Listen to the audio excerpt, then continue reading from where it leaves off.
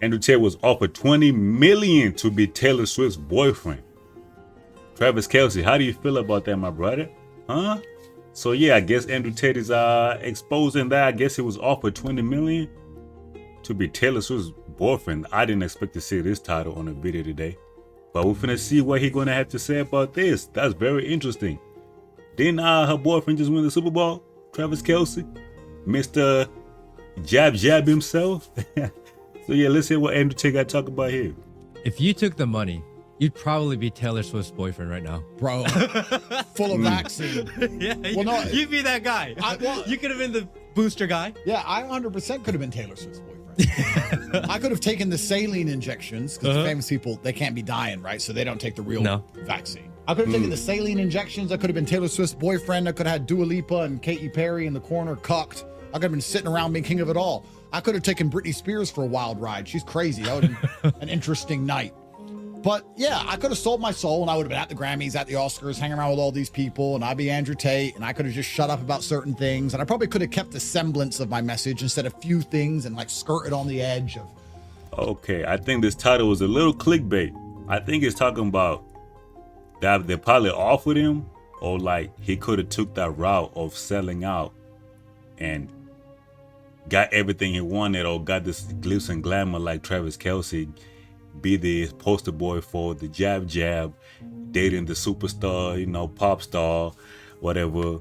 He could have got all that, but he said, nah, he gonna go down this route, the moral route, the right route, instead of selling out. That's what basically he's saying. I don't think he really got offered 20 mil, but let's keep listening. I could have kept the semblance of my message instead of few things and like skirted on the edge of trying to motivate people, but not saying too much, and just sat there and took the fame and took the money and not go to jail. And I could have done all of that, but I would have sold my soul, man. Don't you understand? Maybe I'm stupid.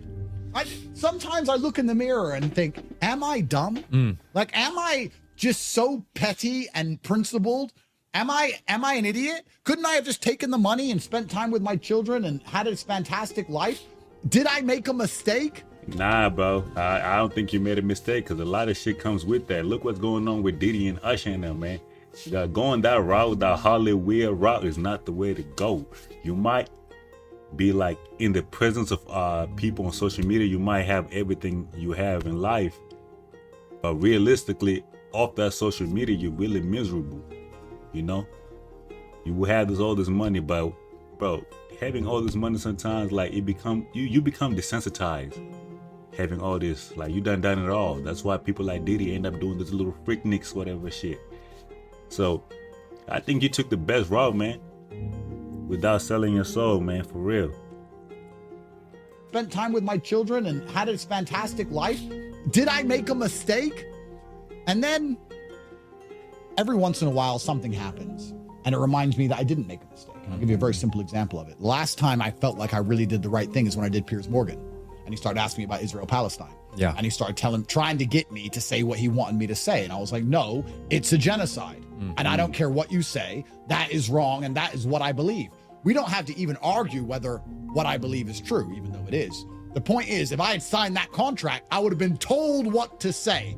And when I put his stupid ass in his place about the vaccine and about Israel and Palestine, I felt good again. I was like, no, I've made the right decision. And sorry, Taylor, you're not going to get the top G. You're stuck with Mr. Vaccine. You're not allowed me because you've sold your soul and I refused. So I've now changed the dynamic. It's not that I don't get access to their life. They don't get the benefit of me being part of their stupid club. I win. They need me more than I need them. I would argue right now, nobody gives a solitary fuck about most of those people. Get the Grammy Awards and line them all up and say, name them. And I guarantee you can name 3 or 4, and the rest of them, you don't have a clue who they are. Yeah. People who have sold their souls for money, destroyed their own integrity. Yeah, that little, one thing I noticed, bro, in Hollywood or this entertainment industry, you have your moment. And once your moment is gone, you forgotten. Like, even like winning the Super Bowl, Travis Kelce, their boyfriend, I don't see them no more. They had that glitz and glam for a moment, but it's gone after that. But imagine the other rappers or the little influencers that are sold their soul, sold out, and were washed away just like that. So that's why it's always to stay true to yourself so you don't lose yourself when they throw you to the curb.